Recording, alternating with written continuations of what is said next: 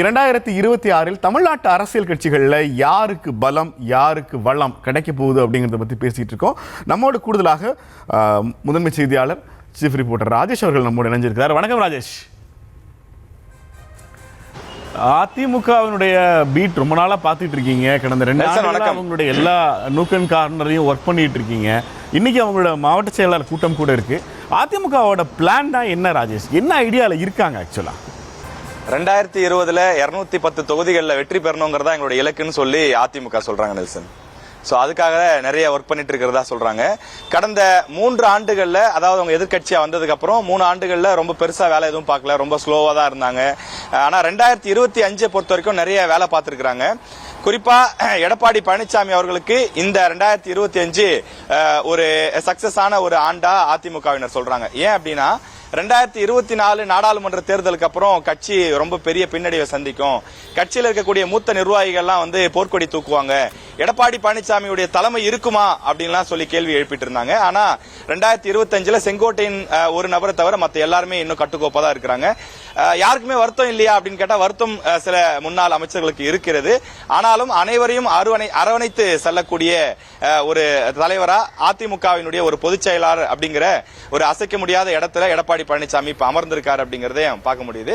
குறிப்பா இந்த வருஷத்துல அதிமுக கடந்து வந்த பாதை, அவர்களுடைய சக்சஸ் ரேட்டு, அவங்களுடைய வீழ்ச்சி அப்படின்னு பாக்குறப்ப 2025 ஏப்ரல் மாசத்தினுடைய தொடக்கத்திலேயே பாஜகவினுடைய கூட்டணியை உறுதி செஞ்சிருக்காங்க.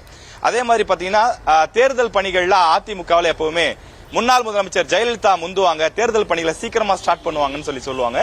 அதே பாணியில ஜெயலலிதா அவர்கள் பாணியிலேயே எடப்பாடி பழனிசாமியும் பிரச்சாரத்தை கிட்டத்தட்ட ஜூலை மாசமே ஸ்டார்ட் பண்ணிட்டாரு. கோவையில் ஆரம்பிச்சாரு, மக்களை காப்போம் தமிழகத்தை மீட்போம் அப்படிங்கிற பிரச்சாரத்தோட நேத்து வரைக்கும் கிட்டத்தட்ட 180 தொகுதிகளை கம்ப்ளீட் பண்ணியிருக்கிறாரு. அது மட்டும் இல்லாம பாத்தீங்கன்னா இந்த விருப்ப மனு வாங்குறது, இந்த விருப்ப மனு வாங்குற பணியை தமிழ்நாட்டிலேயே 2வது கட்சியா முன்னாடி, அதாவது கிட்டத்தட்ட திமுகவுக்கு முன்னாடி ஆரம்பிச்சு இதுவரைக்கும் 10,000க்கும் மேற்பட்டோர் அந்த கட்சி சார்பில் போட்டியிடுறதுக்கு விருப்ப மனு கொடுத்திருக்காங்க. ஹையஸ்ட் அப்படின்னு நம்ம பார்க்கும்போது ஒரு 8,000 8,500 தான் கடந்த காலங்களில் இருந்திருக்கு. அதையும் தாண்டி இந்த ஆண்டு 10,000 கடந்திருக்குது அப்படிங்கிறது அதிமுக சார்பில் ஒரு பெரிய ஒரு மைல்கல்லா, ஒரு சாதனையா அவங்க சார்பில் சுட்டி காட்டுறாங்க. அதே மாதிரி இந்த ஆண்டுல அதிமுகவுக்கு ஏற்பட்ட ஒரு பெரிய சர்க்கிள் இல்ல ஒரு பெரிய சர்ச்சை அப்படின்னா செங்கோட்டையன் அவர்களுடைய விலகல். என்னதான் காரணங்கள் சொன்னாலும் அவர் ஒரு மூத்த தலைவராக இருந்தவர், அவரை அனுசரிச்சு போயிருக்கணும், அவரை இன்னும் கட்சியில இருந்திருந்தா குங்குமண்டலத்துல இன்னும் பலமா இருந்திருக்கும், குறிப்பா ஈரோடுல பலமா இருந்திருக்கும் அப்படின்னு சொல்றாங்க. ஒட்டுமொத்தமா பார்க்கும்போது 2025 அப்படிங்கிறது அதிமுகவுக்கு ஒரு பலம் சேர்க்கக்கூடிய ஒரு விஷயமா தான் இருந்திருக்கு. குறிப்பா சட்டமன்றத்தில் அதிமுகவினுடைய செயல்பாடு கடந்த 3 ஆண்டுகளை காட்டிலும் இந்த 2025 இன்னும் சிறப்பா இருந்திருக்கு. அதை நாமளே பல நேரங்களில் பார்த்திருக்கோம். இந்த அண்ணா பல்கலைக்கழக மாணவி விவகாரமாக இருக்கட்டும், யார் அந்த சார் அப்படின்னு சொல்லிட்டு அந்த பேட்ஜ் எல்லாம் போட்டு போய் எல்லாரையும் திரும்பி பார்க்க வச்சாங்க. என்ன பிரச்சனை இது, அந்த பிரச்சனைல உடனே நிறைய நடவடிக்கை எடுக்கணும் அப்படிங்கிற ஒரு எதிர்கட்சி என்ன வேலையை செய்யணுமோ அந்த வேலையை செய்ய வச்சாங்க. தொடர்ந்து கருப்பு சட்டை போட்டு வருது, கருப்பு ரிப்பன் போடுறது, வெளிநடப்பு செய்யறது, நிறைய கேள்விகள் கேட்கறதுன்னு சட்டமன்றத்திலையும் அதிமுக நிறைய பணிகளை செஞ்சிருக்காங்க. தொடர்ந்து மாவட்ட செயலாளர் கூட்டம் இந்த வருஷத்துல மட்டும் ஒரு 10 முறைக்கு மேல போட்டிருக்காங்க. கலாய்வு பணி, அதிமுகவில் உட்கட்சி பிரச்சனை என்னென்ன பிரச்சனை இருக்கு அப்படிங்கறத கண்டறியணும் அப்படிங்கிறதுக்காக கலாய்வு பயணம் அப்படின்னு போட்டு ஒவ்வொரு இடத்துலயும் போய் கலாய்வு செஞ்சு அந்த இடத்துல இருக்கக்கூடிய பிரச்சனை என்ன அப்படிங்கறத கண்டறிஞ்சிருக்காங்க. நிறைய ஃபீட்பேக் எடுத்திருக்காங்க. அதை நிறைய விஷயங்கள், நிர்வாகிகள் மாற்றம், சில நிர்வாகிகள் நீக்கம், இந்த மாதிரி நிறைய விஷயங்கள் பண்ணிருக்காங்க. இந்த அதிமுகவினுடைய மற்ற விஷயங்களை பேசும்போது உட்கட்சி பிரச்சனை நம்ம பேசி ஆகணும். 2025 இந்த இணைப்பு சாத்தியமாகுமான்னு அதிமுகவில் நிறைய பேர் எதிர்பார்த்தாங்க. குறிப்பா அதிமுகவில் நீக்கப்பட்ட சசிகலா, டிடிவி தினகரன், ஓபிஎஸ் இந்த அணியினரெல்லாம் மீண்டும் அதிமுகவில் இணைக்கணும் அப்படிங்கிற அந்த விஷயம் 2025 ஜனவரியில ஸ்டார்ட் ஆச்சு.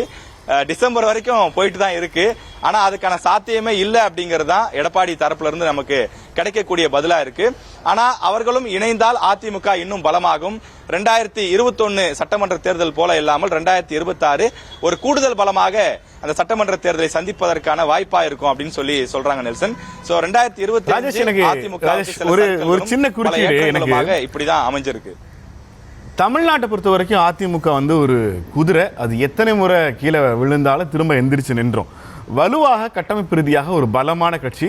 நீங்க சொன்ன மாதிரியே அதிமுகவினுடைய ஒருங்கிணைந்த தலைவராக பொதுச் செயலாளராக எடப்பாடி தன்னை பொசிஷன் பண்ணிட்டார். அதெல்லாம் சிக்கல் இல்லை. செங்கோட்டையன் மாதிரி இன்னும் 4 பேர் போனா கூட எடப்பாடி பழனிசாமியோட கரங்கள் அதிமுகவில் தொடர்ந்து ஓங்கி ஒலிக்கும்.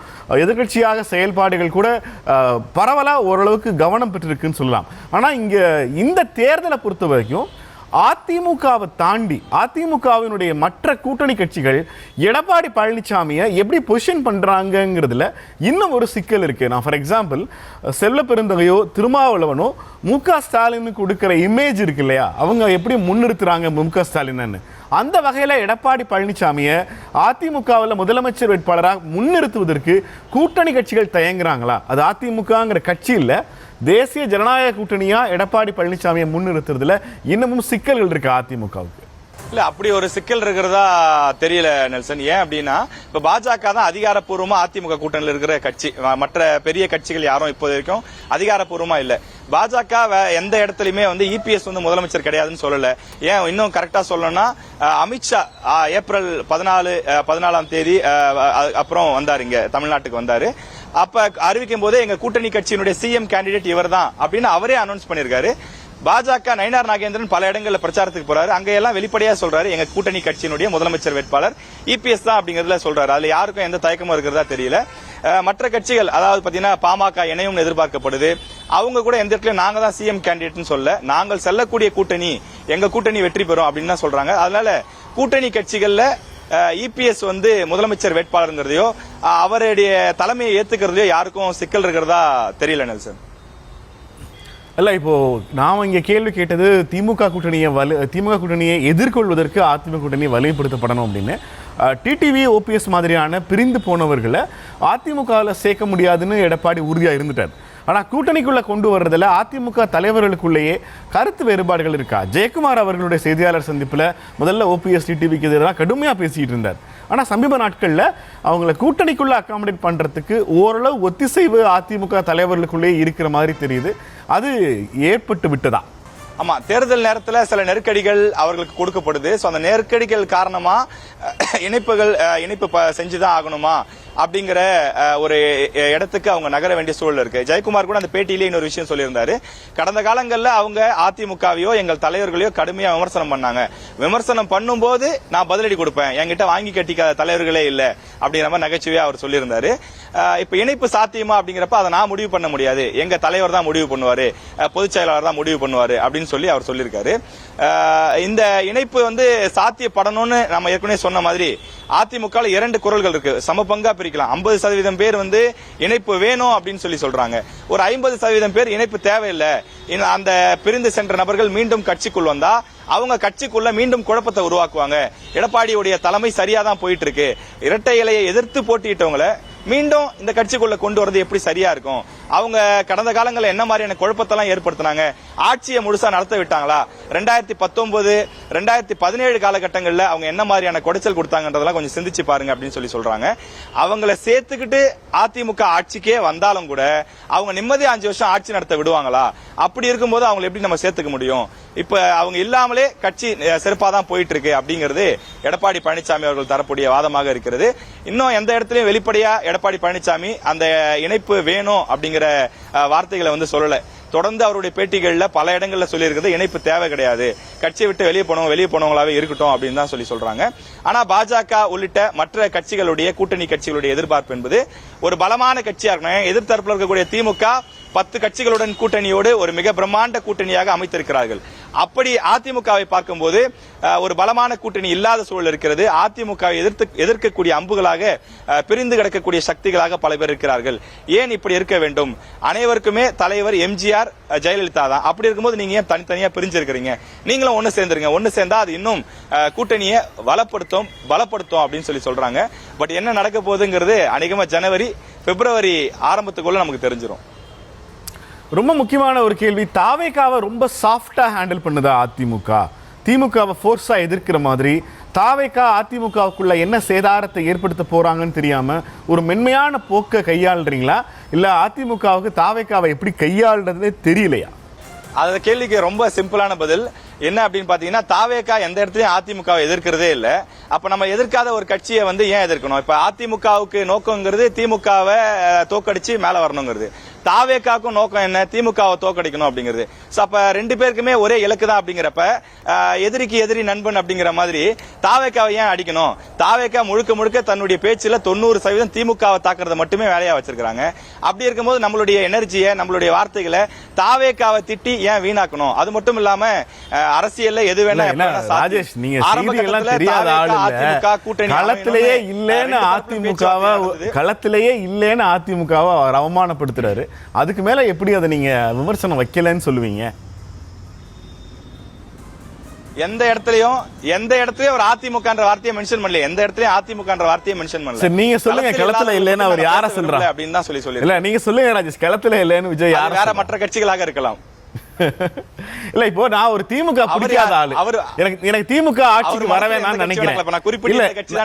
நான் வர முடிச்சிடறேன். நான் வந்து ஒரு வாக்காளன். ராஜேஷ் ஒரு நிமிஷம் இருக்கேன். நான் ஒரு திமுக எதிர்ப்பு மனநிலை கொண்ட வாக்காளன். இது வரைக்கும் நான் அதிமுகவுக்கு தான் ஓட்டு போட்டுக்கிட்டு இருந்தேன். இப்ப தாவேக்கான எனக்கு ஒரு ஆப்ஷன் வந்திருக்கு. திமுகவை தீவிரமா எதிர்க்கிறதுல எடப்பாடியா விஜயான்னு ஒரு கேள்வி கேட்டு நான் விஜய்க்கு ஓட்டு போட போறேன்னு வச்சுக்கோங்க. இதே மாதிரி திமுக எதிர்ப்பு வாக்குகள் எல்லாம் திமுக எதிர்ப்பு வாக்குன்னு ஒண்ணு இருந்தா அது ரெட்டை இலைக்கும் அதனோட கூட்டணி கட்சிகளுக்கு தானே போகணும். இப்ப தாவேகா புதுசா வந்திருக்காங்களே, அவங்க எடுக்க போற வாக்கெல்லாம் யாரோட வாக்கு? இதை அதிமுக உணர்ந்திருக்காங்கிறதான கேள்வியே.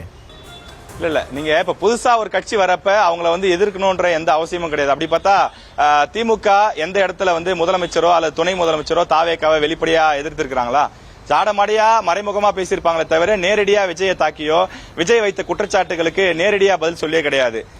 நேத்து முந்தா நாள் கட்சி ஆரம்பிச்சவங்க எல்லாம் பேசுறாங்க அப்படிங்கிற மாதிரி 19 என்ன பேசிருக்கலாமே தவிர விஜய வந்து அவங்க ஒரு பெரிய ஃபேக்டரா கருதல அப்படிங்கறத நம்ம புரிஞ்சுக்கணும். அதே மாதிரி நீங்க சொல்ற மாதிரி வாக்காளர்களுக்கு மற்றொரு ஆப்ஷன் இருக்கு அப்படின்றீங்க. அது அதிமுகவுக்கு மட்டும்தான் பொருந்துமா? ஏன் திமுகவுக்கு பொருந்தாதா? நீங்க அப்ப சிந்திச்சு பாருங்க. இளைஞர்களுடைய ஓட்டுங்கிறது திமுகவுக்கு அதிகமா இருக்கா, அதிமுகவுக்கு அதிகமா இருக்கா? திமுகவுக்கு தான் அதிகமா இருக்கு அப்படிங்கிறது நமக்கு தெரியும். அப்ப விஜயுடைய ஓட் பேங்க்ல கிட்டத்தட்ட ஒரு 80% ஓட்டு அப்படிங்கிறது இளைஞருடைய ஓட்டு தான். அப்ப அது பெரிய நெருக்கடியா யாருக்கு மாறப்போகுது? திமுகவுக்கு தான் மாறப்போகுது. அப்ப திமுகவை தான் திட்டுறாரு, திமுகவுடைய வாக்குகளை தான் அவர் கபலீகரம் பண்ண போறாரு. அப்படி இருக்கும்போது அதிமுக ஏன் தேவையில்லாம குறுக்க போகணும்?